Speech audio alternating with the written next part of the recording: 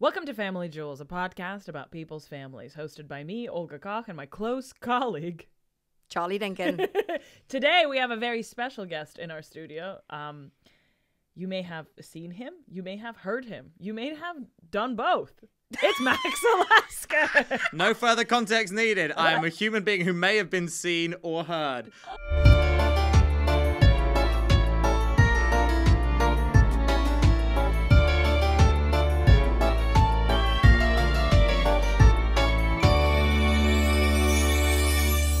I'm one of those famous non-invisible, non-silent people that you hear so I'd much say, about. okay, people know you as part of Max and Yvonne. People know you as Comedian, the person in Peep journalist. Show, the person who gained all the weight and then lost all the weight in 2 separate articles. Absolutely, that's journalism. What were you in Peep Show?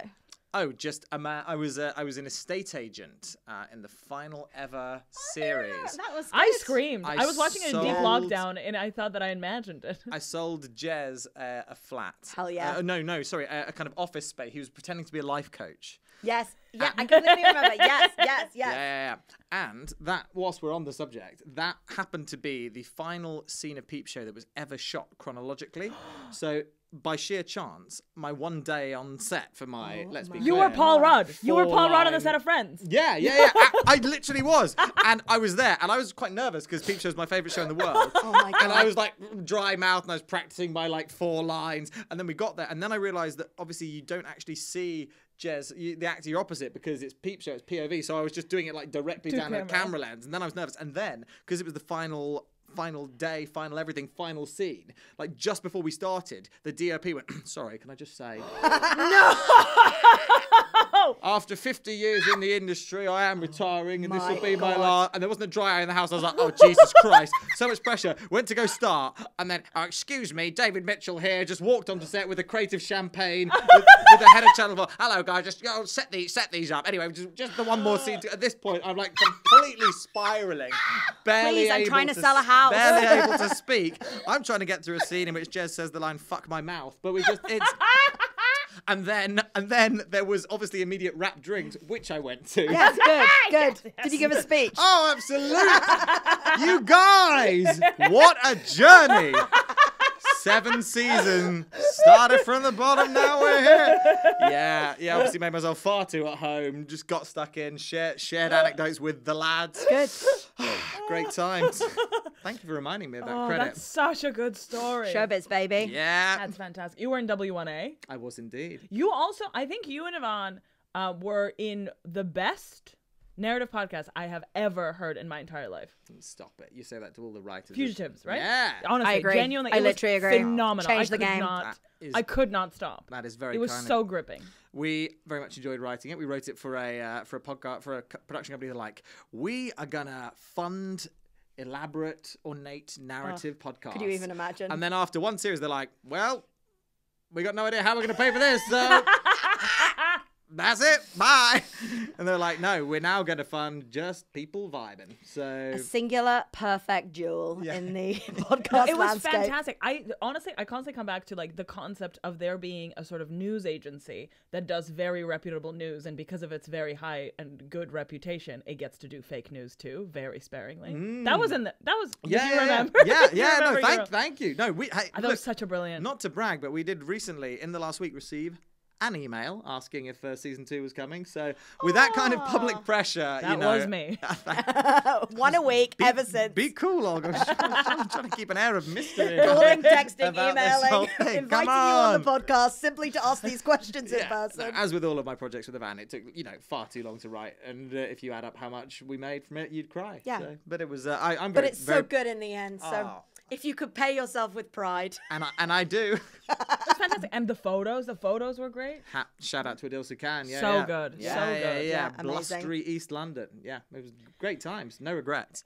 It was just fantastic. Well, what are you up to these days, buddy? Great. Well, since I was in Peep Show 9 years ago, it's been a pretty busy time. Well, we released Fugitives, narrative long-form podcast. Also, the case book, Yeah, the case. the Radio 4 series. Absolutely. I'm just telling you your own CV back to My- you. This is the podcast. This is impressive. I know your credits. I think. You do, yeah. No, the Fugitives and the Casebook, all available to stream online. Please do. We're a rare podcast where you plug first. Yes. Just in case no one listens to the rest of it. Oh, I got nothing in the tank, so I feel like I've built up a small bank of goodwill with a dredged from the archives peep show story. Yeah. We've chatted about Fugitives. I'm striking while the iron is hot. 'Cause, And we'll call it that. Thanks for listening, everyone. thank you so much. And again, please do listen to Casebook and Fugitives online. I've been making comedy with my pal Ivan. I've been writing solo. I've been gaining and losing weight for articles. Has that article, the second one, been released yet? No. That is a sequel. Are you allowed to even talk about it? I am Okay. able to talk Can about you give it. some context to Charlie Despite the NDA. 10 years ago, in my capacity as a writer for Esquire magazine, I wrote a piece about male body image and masculinity. Yeah. And I'd noticed this was around the first gen Love Island kind of era. And it was also the time that like the Marvel universe was starting to get big and Okay. and I noticed Hugh Jackman was getting more pumped by the hour. Yeah. And I'd noticed that like men sort of my age and younger would just kind of look different. There was suddenly this like hench thing that hadn't been around. So I did a kind of deep study into male body image and the way that male bodies have changed over the years. The thing he pointed out, I'm so sorry to interrupt, but the thing you pointed out when you first told me this that blew my mind is that like when you think of hunks in the 90s, you're not thinking of someone who's chiseled. Schlubs. Hunky schlubs. Yeah. Like even Brad Pitt, you're not imagining a six Your pack. Hugh Grants, you know what I mean? Freaking George Does that Clooney. count? That's rude. You don't But think he's of not. George He is Clooney schlubby. as a six pack. Yeah. Do you think George Clooney has ever had a six-pack? But like he didn't have to. He's got like a gentleman's like Yeah. natural 4-pack. But he's got a kind of he's got like a kind of Roger Federer like elegant body. He's but smooth, but he's not. And you're not seeing him in his underwear or in his that's not the appeal. swimmies. And it was never the thing. And if you go, you know, someone like Sean Connery, who's like a kind of Mr. Universe, he was a kind of like burly guy. Yeah.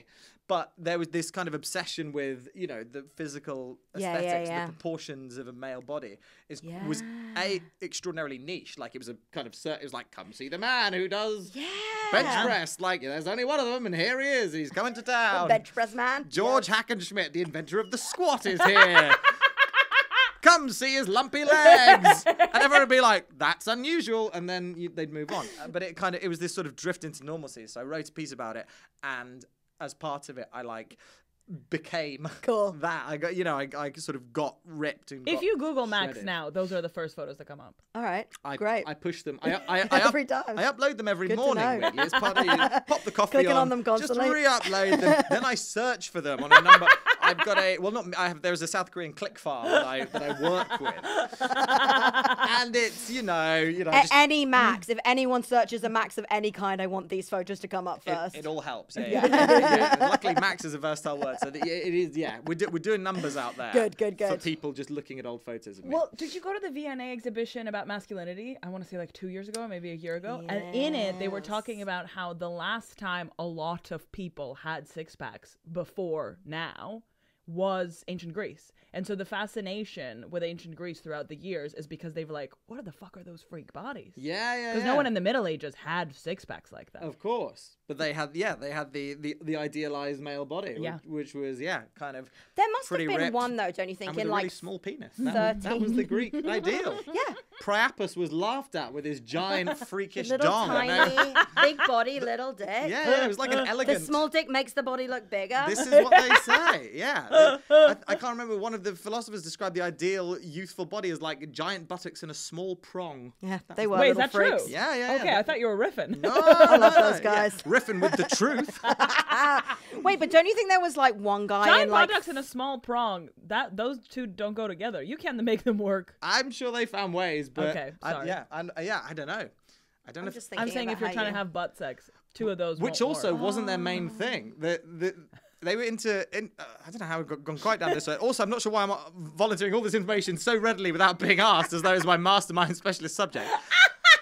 However, since you've twisted my arm, no, the thing that they held to the highest level of esteem was intercrural intercourse, which was the rubbing of the male genitals between the slippery thighs of a I of did a know teenager. that. There we go. that. Really? Yeah, Olga didn't know that. Come on, we're all on the. I did know that. We all know the. Really? Yeah. That was deemed to be the highest. You know. That's Wild. The love that dare not speak its name, which Oscar Wilde invoked in his obscenity trial. That's This really is your mastermind topic. I'm impressed. You've been researching the hell out of this. Yeah. It's been 9 years since Peep Show, and you gotta stay busy. Wait, so you've done it? You're doing it again? You did it again? What's the situation? I thought you were asking whether I'm doing Peep Show again. No, I wish, Charlie. No, I'm doing intercrural intercourse. I wish, Charlie. Writing No, about it for Esquire. I am 10. Yeah, 10. Intercourse for us. 3,000 words on the good stuff. Slippery guys with their slippery thighs. Your intercrural correspondent checks in with the latest dispatch. The insider's guide to the saunas of Vauxhall. You don't need to be an insider if it's intercrural. Oh my god. 10 years since Yes. 10 years since my initial exploration into the world of male body image. Yes. I realized a number of things. A, that it had been 10 years, which was a kind of harrowing realization. Yeah, awful. And then the gym that I trained with, the personal trainer who I trained with 10 years ago, sent me an email which was really out of character. It was a marketing email, but whereas he used to be, his gym was like, evolution of man. It was like Tim Walker, Eastland fucking like get a sledgehammer against a tyre and like you're just not going to eat anything for 12 weeks, so you're going to love it. And it's like, very sort of unreconstructed like body transformation before and after. And then he sent this email that was like, I'm obsessed with longevity and the holistic properties of like work-life balance. Of Wait, that's amazing. And it made me think about a lot of things, and it sort of tied into a piece that I wrote initially and optimistically submitted to my editor. I'd been commissioned to write 3,000 words, and I submitted 8,000 words like a maniac, and then sat and calmly waited for him to obviously phone me up and go, "This is ridiculously far too long. Please go away and rewrite it," which I've done. But because it touched on a bunch of stuff, all of those original Love Island guys are, by definition, whether they like it or not, 10 years older. Yep. So we That's now, how time works. it's just how it works, man. But yeah, like, so they're not really, you have to hope they're not really like front and center of the dance floor, like Tiger with a V-neck scoop thing and drinking Jaeger They bombs. still are only probably about 32, aren't they? No, How old were they when they were on Love Well, Island? no, you kind of get it. Basically, they're getting to their late 30s, Are they? Okay. late 30s, early 40s. So it's this kind of state. It's at this sort of weird, like liminal stage where some of them probably still are doing that. Some of them are going to be like married and settled down with kids. Yeah. Some of them are sort of divorced now at the other side.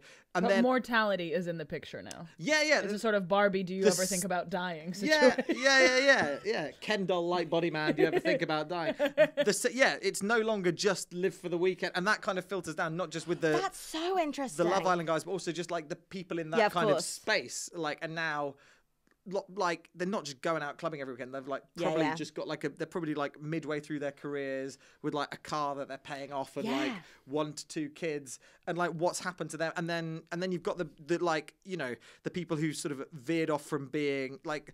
Love Island star Chris Williamson is now, you know, a kind of leading podcaster and has a kind of Stephen Bartlett-esque Yeah. Yes. And you can see them all doing like a little soundbite about how like not drinking is Yeah. like drinking poisons your body or some shit. You know what I'm talking about? Yeah. Like woo woo sort of vibes. Yeah, and there's like, you know, they'll have got into, like mental health or jiu-jitsu or red light therapy or saunas or ice baths or That's some so kind of... funny. Drinking collagen. Yeah, drinking collagen. Yeah, I got sent some collagen.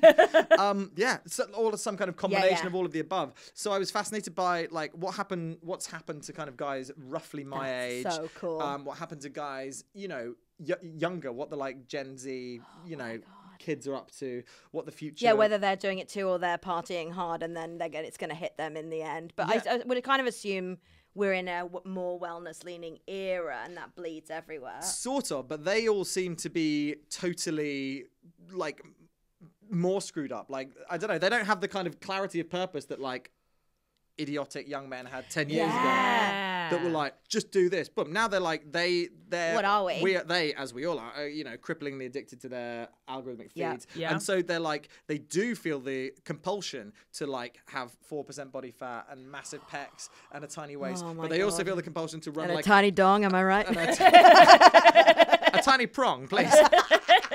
The prong song, Cisco's. difficult second single. Let me see that prom. Do you know, my dad has been a very long time dedicated to living forever, and he started Really? doing it, and we were like, is this what he's trying to do right now? He like wouldn't quite say it out loud, but he has had a longevity project going for a while that mostly included eras of, I guess, like ketogenic eating, Yeah. which would involve him meeting me for dinner, drinking 2 martinis, and then leaving. That's just good keto. I was like, are we going to eat anything? And he was like, I can't eat anything, so no, see you, bye. I think did he get the keto bad breath? I don't know. He did get quite thin for a bit, but honestly, he does seem to yo-yo. He never seems to crack it. I think he does go hard on it for a while, and then it's just like not sustainable. Keto is so exceptionally hard to do. You've got to push through this like window of time where your body's kind of Yeah, and you just, flushing out like, all the other stink stuff, and, then you stink, you get these horrible sweats. I've never done it, but this is what everyone and I know people who kind of have and do it. And then once you're on it, you have to live it with total rigidity. Because if you break it for one time, it goes. We did. Ivan and I did a sitcom called Deep Heat, available to stream now on ITV. yeah. Oh my god, I forgot to Hell drop that yeah. one in. Sorry. And it's about wrestling, and there were a bunch of wrestlers in it, and one of them, Tom, is a like deep keto head, and he got to set, and like the catering just had nothing he could eat, and he was just kind of, as opposed to breaking the keto, he was just God. like Just die instead. fading away. And then the next day he was sat there with like just some dry cashew nuts, and he was like, "This is what I'm eligible to have." Oh no. And not to inadvertently stray onto topic, but We must at some point. my brother. Whoa! You've been listening to Family Jewel. My youngest brother Hugh is always on a fad diet. Yep. Or other. I love a gender flip. Good for him. Absolutely. The Olesker boys don't play by no rules. He's always on some sort of fad diet, but it's always some kind of semi-invented fad diet. Okay. So it'll be like his take on Yes. Okay. keto. So his take on keto was that he was basically living his life as normal, but drinking a pot of double cream every day. That's the kind of diet I can get behind. And his Hell yeah. girlfriend Daisy, his long-suffering girlfriend, was like, I mean, she was like, all I can tell you is it's somehow given him the keto breath. Oh but no. like, but that's it. All Like, the downsides, none of the benefits. But the benefit is you're drinking a pot of cream. he somehow progressed to the stinky phase, but yeah, no other notable things. And also he'd like have like days off. He'd be like, well, obviously I'm not keto at the weekends, which like categorically just isn't how it works. Wait, that's so funny. Yeah, but he'll always be on something. I think All right, he just needs a little bit of a hobby. he likes a hobby. He wants Yeah. to do a bit of control. Yeah. This leads me to 2 questions. Okay, so you're one of 3 brothers. I am. And you are very sort of, I will say this is as a neutral / compliment, image conscious. I feel like you are aware of aesthetics. I'll take it. And what we're hearing is your brother is too, to some extent. Absolutely. Do you feel like you grew up in a family where that was important or talked about? No, not really. I mean, I would say Hugh's stuff definitely feels more like a mad hobby than to any particular like end or aim. I'm not sure. Yeah, like I think he's just doing it for fun, really. Where do you fall in He the- wants to drink a pot of double cream every morning, and he needs to reverse engineer a reason to do Do you remember that. when everyone was yeah. putting butter in coffee? I was doing Oh, that. yeah. Bulletproof coffee. Bulletproof And there's a coffee. guy. He's another of these like podcasty guy. You know, like Chris. He'll be like, man, every day I get up and put 2 kilos of butter in my coffee. That's what I do, man. Alcohol's a poison. I have 12 steaks for breakfast. Like it. Wait, do you get those raw meat people on TikTok? Oh, all the Oh my time. god, but the stuff that they like, it will be Not like, the moldy stuff. Or no, they're just eating raw meat. The way Jordan Peterson has that diet, right? the lion diet. Yeah. Yeah, so there's a lot of really hot girls who do it now. Sure. So they'll be like, "Hear me," and like it'd be like the hottest woman you've ever seen, like genuinely like a 10 out of 10. And then she'll have the tiniest little bag, and in the bag will be a Ziploc with like liver in it. I'm just gonna eat my offal today.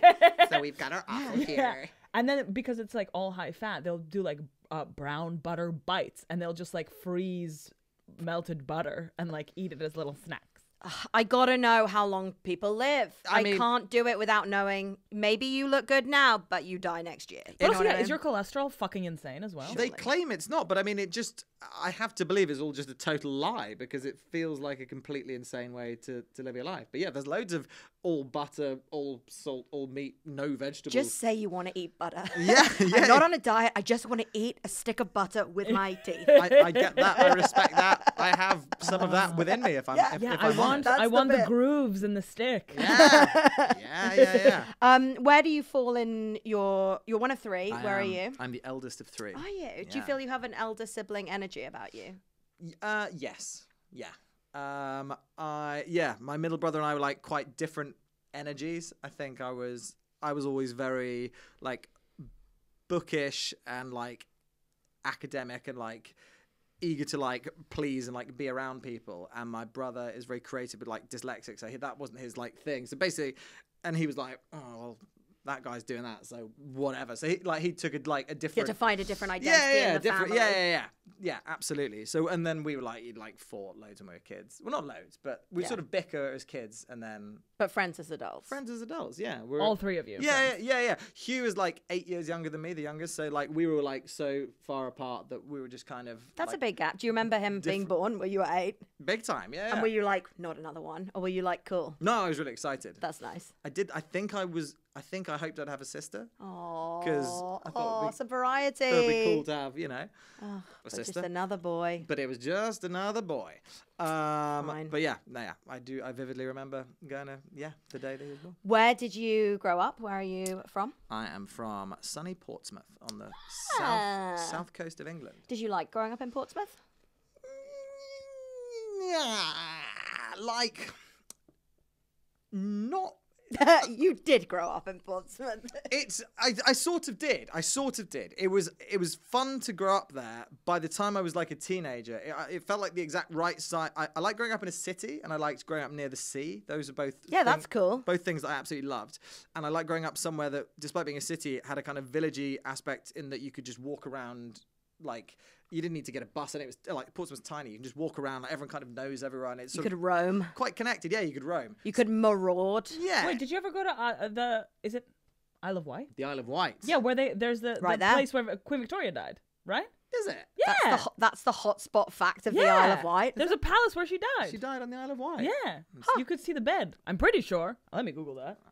believe That's it. amazing. I mean, look, I get where she was coming from. If you Okay, Did you Where? go to that theme park that was on the Isle of Wight? No, but I desperately wanted to as a Yeah, child. I've never and been I was held back from that. Osborne House in the Isle of Wight. Thank you. Is where she? Well, shame on me for not knowing that. What Or- a good little fact I would feel like that's is. such an obvious school trip to take from Portsmouth. I mean, you go to the Isle of Wight via the hovercraft, which Yeah, is great. the hyper exciting, Great. means of getting there. But basically, it was fun to grow up in. Like, made lots of wonderful friends that are still incredibly close with. But by the time I was like 16, I was like chomping at the bit to like, okay, like I gotta escape. So where did you go? Where was your first move out of Portsmouth? Well, my intention was to go to Swindon, London, to university. I made it to a university called Royal Holloway, which is technically a university of London, but it's on the outskirts to the point that they are effectively conning naive people, such as myself and many others, and an entire wing of Korean students who stay in the Gower halls opposite Wedderburn, where I used to live in my first year. So I ended up on a campus university, which I thought would involve me kind of like, hopping on a red bus and going into Leicester Square every day. But in fact, like a London trip, you could manage about twice a year. But it was, I think if I'd actually gone to like Queen Mary or something and lived in the heart of Whitechapel, I'd have been dead within half an hour. It would have been, the sensory overload would have been too much. You needed to be contained. Yeah, it was nice. I just got to, go somewhere and learn how to, use a washing machine and stuff. And isn't that what I university is really for? feel that. I just started my PhD. Thank you very, very What? much. And every time I go on campus, there's like children running around central London at UCL, and I'm just like, you're too young to be here. You can't be like 17, 18 in the center of London. What are you doing? What are you doing? I mean, I've lost all ability to judge people's ages. When Ivan and I were sat in Quo Vadis, which is a bar that we sometimes work in, and there were a bunch of these underage kids who were somehow getting served. And after they left, we leant over to the waitress and like, wow, I don't know what fake ID they've got. And she was like, they were just men in their mid-20s. That's simply what young adults look like. And we were like, right. That's me. I can't tell. And also, to me, everyone younger than me remains the age they were when I first met them. They never get any older. Totally. No one. My ability to judge. Also, since COVID, my ability to judge time is gone. So I'm effectively like frozen in time. I can't tell when. We don't count those years. You know how that one woman was like, I'm celebrating my 40th birthday. I don't count the years in prison. That was like a viral headline because she was like in prison for like 6 years and she just like does not count her age there. Okay, love that. I think we don't do that for COVID. Yeah, great. wipe that. Yeah. Even with a brother 8 years younger than you, you don't feel like you have an insight to a one generation below you. Well, I would say I have an insight into my youngest brother. Okay, fine. Specifically, I would say, with love and respect to Hugh, he is possibly not. Nor does he seek to be the voice of a generation. Fine. I would say he's willfully obscure and niche in his pastimes and his pursuits. And also, I was exploring men who are kind of obsessed with their bodies. Despite Hugh's various fad diets, most recently it was 200 grams of Greek yogurt every day, which was an arbitrary number that he's just decided he's got to add that in.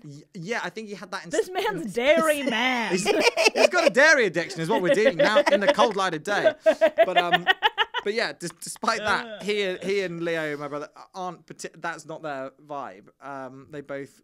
One year famously came back. We all came back for Christmas, and they both kind of clocked each other for the first time in a few months. Both realised that they'd put on cheerful amounts of weight and triumphantly dubbed themselves the Fat Boys. Yes, the Fat Boys. Yeah. The Fat Boys, baby. Good. What's Leo like? I would say as brothers and as humans, we like have three like totally different brands that have somehow kind of emerged, and I don't know. I think okay. Sell all three to us, please. Cast them.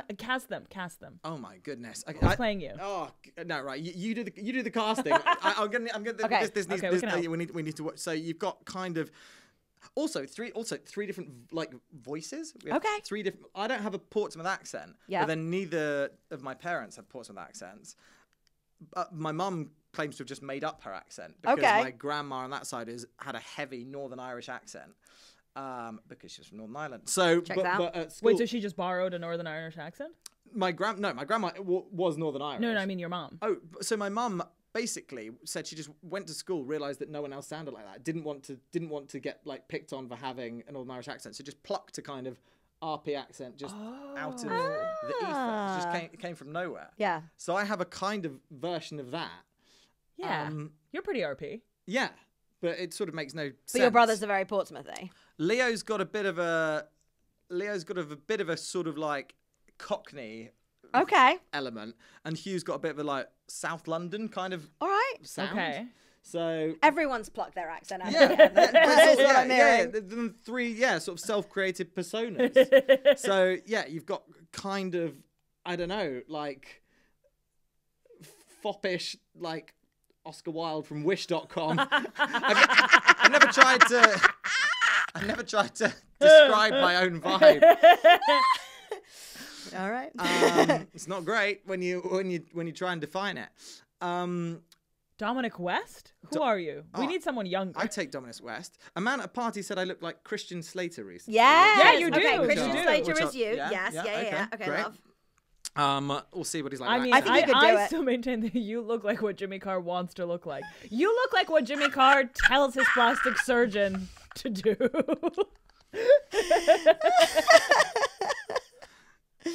My God, I've been avoiding the car references for a while. When they come round, I immediately get a haircut or something just to. But it's Oh, like, as soon as someone you're says it, you're like, objectively I more gotta- attractive than Jimmy Carr. Sorry, Jimmy. That's very. Come on the pod and defend yourself. Have you seen that sketch, which is like Jimmy Carr on panel shows versus Jimmy Carr on podcasts? Yes, yeah. He's like the No. nicest person ever. Yeah, on there's the it. panel show. He's like, your parents need to get incinerated because you're such a cunt. And then he's like, the thing about transcendental meditation. It's real. I didn't do any justice. You're the opposite, actually. Yeah. And then Leo's a sort of like kind of roadman, like rapper, kind of high fashion gangster. Wait, one of them's a DJ, no? Youngest, yeah. Although Leo's done some rapping in his time. Big into hip But hop. what's his Multi-talented. main job? He's a gaffer, works in film. Okay. Lighting, Who also lighting raps. film sets. Yeah. That's sick. Yeah, Okay. That's cool. It's a good vibe. That is cool. Yeah. Who are And we then mentioning here? oh yeah. He's very striking. He's got famously long eyelashes. If that. Good for him. Yeah. So yeah. Someone with lovely Nicholas Galzatine. Gazaltine. Handsome man. Galitzin. Galitzin. Because I think it's a Russian last name. It's like a Russian nobility. You tell me. He's from Russian nobility, yeah. But I don't know what his like the sort of Galitzin would be in Russian. Sounds but, like it. Could be that. It's certainly not is- what I said. I think we can be sure of that. There's a guy, I'm trying to remember, there's an actor that he loves who does look a bit like him, who did various things, including a really panned film called The Brown Bunny, which featured unsimulated... Joseph Gallo? Or what's it? Joseph Gallo. No, not Joseph Gallo. Yeah, correct. Vincent Gallo? Vincent Gallo, You're more like- correct. more correct. Gallo, one of the Gallo brothers. Yeah. The Gallo boys. Bit of gallows humour there, guys. Great stuff. Yeah, he looked a bit like Vincent Gallo. He'd be happy with... All right, let's do that. He'd This be is happy cool. with This is a cool cast. Vincent Gallo. Wait, so we have Dominic West, Vincent Gallo. Yeah. Wow, bad luck, Christian Slater. You've been... Sorry, Christian Slater. Christian Slater. Voiced I by like Christian Dominic Slater. West. I'd take Dominic West.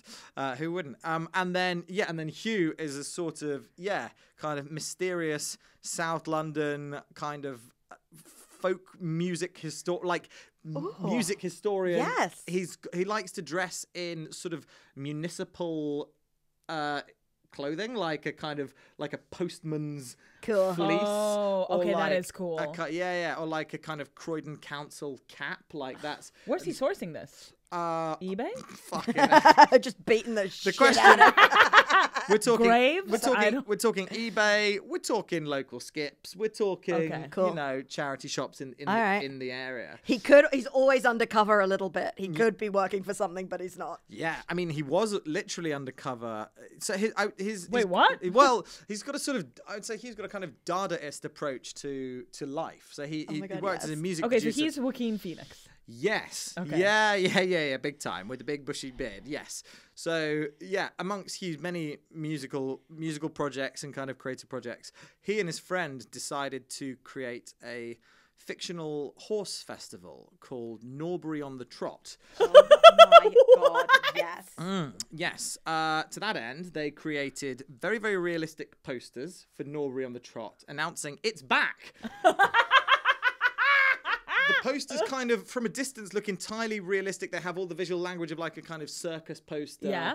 But if you look a bit closer, you learn that it's on February the 32nd or something. Yeah. And all of the small text is absolute nonsense. love. And then they, in order to kind of propagate this concept, they got yellow high-vis Norbury on the Trot branded tabards, walked around Norbury, South East London. Oh my God, it's theatre in real That's life. so cool. Exactly. Theatre. And put up posters, gave out little vouchers, as you always get, along with tickets off. Oh, I love that. And then just kind of That was it. left them, and that was it. That's so Okay, cool. love I love a that. project that like doesn't have any financial sort of or even like personal end. Welcome it's to just my like career. to just do it just for the hell of it. There's gorgeous purity. That's so silly. That's fun. He did it with his friend, and they had a great time kind of going around. And then a few days later, he kind of just felt that like they had some spares, and he was like, well, there was some more. And then he messaged Leo and I, being like, yeah, I mean, I do feel slightly stupid now. I've just been walking around on my own, laughing to myself and postering, and it was actually really hard work, and it took 8 hours. But Oh, yes. it's the hard yards. That's what separates Doing the men the job from the boys. I gave myself. Absolutely. All right, love this. What a wonderful picture of brotherhood. Now, Yes. let us hear about your mum and her made-up accent. What do we know about your mum? What do we know about your dad? So, we're talking. My mum grew up in a camper van, Cool. bizarrely, or some sort of caravan style home in the middle of the New Forest. I didn't know either of my grandfathers, but my my granddad, my paternal grandfather, was by all accounts quite an eccentric man and like a card-carrying communist, and very Hell yeah. very Cool. very very communist, to the point where he felt that having a mortgage was unethical. That's 'cause- why they were in the yeah. van in the New Forest. Yeah, all property is theft. So that's where my mum grew up. My dad grew up in a post-war prefab somewhere in South London. So both kind of What's a prefab? It's like a prefabricated, like corrugated metal. They were these kind of like slightly temporary houses that that were kind of built in a hurry, I think, and you were supposed to. People kind of lived in them for like longer than they were supposed to, but that was his kind of vibe. So yeah, he should have been born in Richmond or somewhere in London, but was born in Driffield in Yorkshire. Doesn't have a Yorkshire accent. Again, kind of. Everyone's just picked and chosen their accents. Kind of make Accents are a choice. We've learned make here. your own destiny, man. Yeah. Just be- Where did they meet each other? They met each other in. It was. So my mum is an artist, and my dad was a lecturer, and he was kind of going around, kind of teaching disabled people sort of theatre and sort of film and English. Cool. He was doing lots of that kind of stuff, and he, for some reason, ended up doing a little bit of work at an art centre where my mum was the artist in residence, and. And there was I haven't even begun. Oh, come on. I haven't even begun. There was a carnival, which my dad saw, and at the front of the carnival was a dove of peace, and that was my mum, and that's how they met. And That was the first time you saw her. Yeah. As a dove of peace. Oh my God! Stop. Yeah. And yeah, she's hyper sort of organised and kind of on it, and he was a sort of freewheeling man. And they moved into moved into magical. Portsmouth together, and that's how it all began. At the carnival. With their two made-up accents. At the carnival. Okay, speaking of made-up accents. Salisbury Art Centre, I think. Yeah. Oh, Salisbury. Yeah. As a Russian, I'm very familiar. Invested. My question is, The okay. cathedral. Yeah. Beautiful cathedral. Yes, the perfect for a homosexual For getaway. For two dowdy-looking middle-aged blokes to suspiciously visit. No further questions. Okay, the accents are made up. What are we talking nationality-wise? So your mom is Northern Irish? Yeah. I guess half Irish by descent from my grandma Irish and my granddad like unknown, total rogue, possibly Romany, unclear. He was quite mysterious and then died when my mum was like fairly young, so she's basically like doesn't know loads about him. And we're not in this family. We don't 23andMe. No, we haven't yet. I don't do it. Sorry. Again. Well, this is the thing. I think you're not meant to. You're not meant to give them all your. Give the government stuff. your cum. But if you do it, I have do to it. stop. Do it with a fake name on it or something. My MP has been asking me to, Mr. Olesker. Once again, your envelope has been received. It is with respect that we ask, due to the limited office hours, that there's little we can do with this. Is it bad? It's bad to give away. I don't think you should give your entire biometric Don't give details your to the DNA government. to a private company. Yeah, or to anyone, because Don't give out you your don't know DNA how to it's going to people. be used. So who should we be giving our DNA to, Olga? Me. Keeping my own records. I think probably don't. But also, I don't know. We are being tracked in every other area of our life. Do you know what I mean? Where do you draw the line? Give up and go for it. But no, I haven't yet. I do give the government my DNA because I donate blood. I've donated blodd once, but I you go. have been talking about it. I do donate blood. Singular. One blood. I lost consciousness, but they did give me a lot of free snacks. That's nice. You're a good person. You are a good person. Thank you. That's literally what I was waiting for. What I'm too saying scared is, of needles. Leo donates blood. Leo gives blood. That's good. Yeah. Leo's a good person. Add that I to your think he's got visual rare. portrait I think he's got rare blood. Oh, that's even better So then. found out that he should. he should then. Part of my pathetic fear of needles and the fact that I have the most like bog standard. Fine, so there's no point. They're never going to get to my blood. There's not a tragedy big enough that I need some of Max's common or garden sludge. You got Leo's phoenix-like elixir kind of flickering mysteriously in a jar. Fine, he's somewhere. doing it for all of you. He's representing the Exactly. family. Exactly. Okay, and what about on your dad's side? And then on my dad's side, we're talking old school Eastern European, Ashkenazi Jewish. That's where. Do we have any specifics of what part of Eastern Europe? Yeah, well, there's a town called Olesker in Galicia, in the sort of Ukraine-Polish border. Wait, and you're literally from there? Yeah. Originally. Nicholas Galitzin. Sorry, it's all coming back It's together. all coming together. Yeah. Wait, but that they just like had the name of the place. Well, I think when they kind of like fled for like pogromy type Yeah. reasons, like end of the 19th century. They just said I that. think, yeah, because is where people I'm like, from. what's your name? And you're like, That's this. so Olesker. useful. That's the sort of, I think that's how it kind of accumulated. But yeah, it's sort of Lithuania, Poland, Ukraine, like that kind of. Yeah, cool. That's me as well. Yeah. But who the fuck knows what Dinkin is? We don't know. What do we think? Well, maybe it does sort of mean something in Hebrew that's like something like son of the law, maybe. It's like, but that is not anything to do with what we think my family would have been Yeah, necessarily well, doing. din is law. Yeah. So we're like, maybe, but also we think it's just judgment. a word that someone said when they were, do you know what I mean? It's like on the border they said a word and it got written down by someone else. Has it always been dinky? Like it has. It Impossible feels like to it tell might if have it been hasn't a bit shortened. shorter. It feels like there's room yeah. for plenty of Wittgenstein spiel. Absolutely no idea. And I don't know how we would even track. I think my dad did do a bit of ancestry stuff and it got absolutely nowhere. They were just like, yeah, when they got here, they were trying to go to America and they got off the boat too early.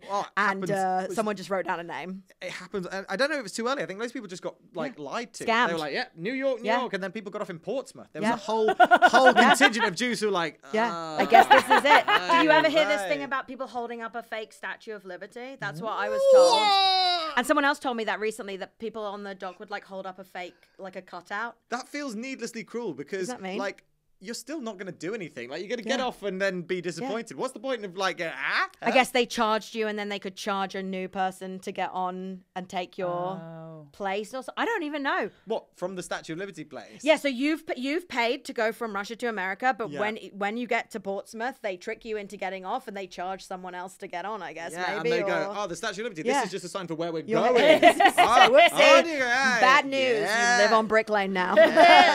Yeah, What yeah, yeah. niche American artifacts could you hold up? Just like the Liberty The Bell. lib- What? yeah. What Yeah, you would be like I don't want to. the Golden Gate Bridge. Yeah. The Giant- King of Prussia Mall of New Jersey. Yeah, drop me off here. A giant ball of twine. Yeah. Yeah. Oh. Paul Bunyan. That's cool. So did you ever go and visit? I have not been to Olesker. As kids, we were very excited to hear about the existence of this town and even more excited to discover the existence of Olesker Castle, which obviously... You were like, this is our castle. This is our birthday. Yeah. This is our castle. We must, at some point, return triumphantly, like the dwarves in The Hobbit, and reclaim our throne. Of course. Like Thorin Oakenshield. And they'll be so pleased to have you back. Exactly. Eventually, my parents got round to going on a sort of pilgrimage, retracing their steps, and came back to report that Olesko is basically a small, boring kind of shtetl, No. and B, the castle is like, it's like a medium-sized house. Oh. Okay, I'm looking this up on maps. And C, like, from what they could work out about our family, they would not have been in the house. Yeah, no relation. They'd have been in a hut near the house, like tending to a potato. That's always me. When my dad gets back, and we're like, I don't think so. I think we knew those guys. Like maybe we were the servants of those guys. Yeah, Oh yeah, it's rough. Yeah, it's not. It's just a house with a hole Well, in the it's middle. achievable. Do you know what I mean? Well, yeah. And apparently, it's now the house itself is like a small, boring museum. So I think like we could return and try and claim the house, but we'd have to shut down this museum. I don't even know Fine, if let there'd it be any pushback, but I just don't think it would feel that satisfying an Yeah. experience for. Not as exciting as going to the castle and it being a real. We'd have to go to all the effort of shutting down a museum, and then we'd have to live in this strange, no. strange house. No, let on him our have it, own. I No, think. let him. I support and Yeah. celebrate Olesker Castle as it stands. And, Yeah. and But wish- I love the sort of imagination. Like, imagine being told that your last name has a castle attached as a kid. Yeah. You'd go freaking That is crazy. exciting. Oh, it was huge. It was big. We're trying to keep that magic alive. Yeah. Despite the hard. Well, now you call Yeah. your own house Olesker Castle. I sure. You're always living in I it. sure do. Insufferably. Because what is a man's home if not his castle? Is that the phrase? I don't know. Something you really like that. can do any accent, can't you? Yes. Yes. Yeah. You've heard it here. Available for castings. Peep Show reboot. Thank you. So, do you have any aunts or uncles in either direction? I've got whilst not being a 23andMe, I have been known to dabble as a MyHeritager. Oh, what have you found? Well, like there was we've got basically there's two. You got the Irish side and the Jewish side, and I've done I know way more about the Jewish side and kind of gone back into those roots, and also partly because I always had this kind of hang up about the fact that I basically look exactly like my mum, and my brothers look exactly like. Great. Well, no. I look like my mum. Leo looks like my dad, and Hugh looks like a kind of combo of the two. It looks like my mom's gay best friend. I don't know. So weird. Yeah. Personal trainer, salsa dance teacher, plumber. His bed broke, so he had to live. Crazy. Yeah. No, Hugh looks like a combo of the two, except when he's got a giant beard, he looks like my dad, who's sort of bearded. So I remember like once asking my mum, like, wait, am I like definitely related to my brothers? And she was like, yeah, no, like absolutely, yes, you are. And then we discovered I've said it before and I've said it again, you don't look like my friend Jim. Yeah. Just looking through the glass window. I love you so much. Imagine the relief when you're like, thank fuck he looks like me. Yeah. But we did discover in the archives on the Eastern European side, my like great grand uncle or someone who looks. Who you look like? Yeah. Has far more than a passing resemblance. That's so, cool. Like half the face is like kind of the same face. I was like, oh. So you got quite far back. Fairly, yeah. That side makes lots of sense, and I've got my dad's half brother.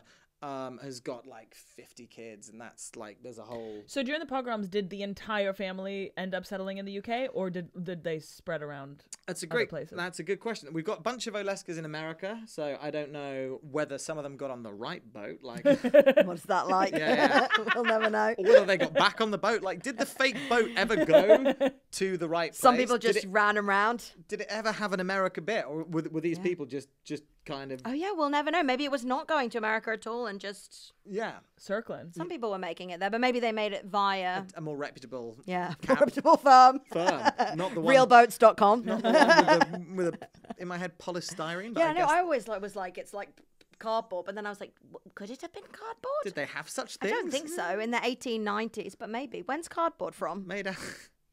Olga. I mean, it feels like something that you would use on like an old-timey circus. Yeah. Maybe cardboard. Okay, I'm gonna Google when was cardboard invented. But it's and like then we're gonna manufactured. do over and under. Sure. When was cardboard invented? Okay, drum roll. Yep. Oh, 15th century. Oh, wow. They'd have had all the cardboard. That's very interesting. It's quite strange, isn't it? But then the first cardboard boxes were mass-produced in England in 1817. Okay. So yeah. Wow. Okay, so they would have had cardboard. They would have had cardboard. That checks out. Yeah. Yeah. Feels Even right. though Feels they good. were invented in the 15th century, you're not imagining people packing things into a cardboard box boxes in the were the 17th thing. century. That'd be crazy. That's anachronistic to me. But yeah, no, I'll buy that. Huh. Sorry, what was the question? I can't remember. I'm like really gone deep on cardboard Whether now. everybody went to the UK or did they Some spread? people in America. A whole bunch. The ones that I'm kind of like aware of in our family tree, went from Eastern Europe to London-ish at the 10th century. There was like of this Judah, I think my great, possibly one more great granddad. Like there's a generation where there's kind of almost no photos. I think they've just come to the UK. I think everyone's really broke. But like he was like from the old country and like looks incredibly like suave and dapper and like a kind of like walking the boardwalks, kind of like he looks a bit like Albert Einstein if he was like involved. Do you know what in, he like, did? Did they have export or something? Were they what was their profession? I've got no idea, but he just seems like I'd love to know more. But he seems like he was a kind of man about town, just gabbing about. Yeah, and he was the one who came over. So like my dad like grew up with like there are like photos of him as a baby with like old. I think it was his granddad or possibly great granddad Judah who he like hung out with. So there's this like link to the old country. Oh my god, that is fascinating. That's sweet.